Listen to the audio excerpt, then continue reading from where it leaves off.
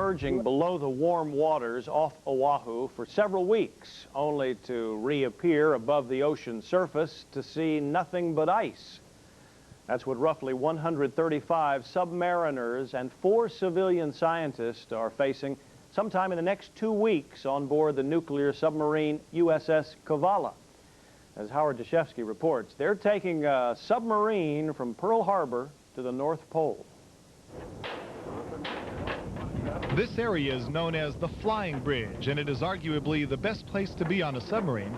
It is where that last gasp of fresh air can be found for weeks, sometimes months on end.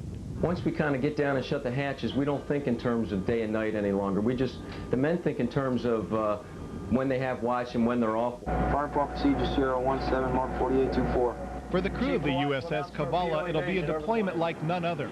A mission dedicated entirely to the collection of scientific data underneath the Arctic ice and above it as well when the Cavalla breaks through the canopy. It's not just a major driver, but also a major indicator of the world's environment. From the global warming point of view, it's very important for us to establish a baseline now so that we can look at trends in the future. This deployment will be the first of 5 such scientific missions to the Arctic, a place that scientists say is the least known and understood part of the world. I think right now we know more about the dark side of the moon than we know about the Arctic.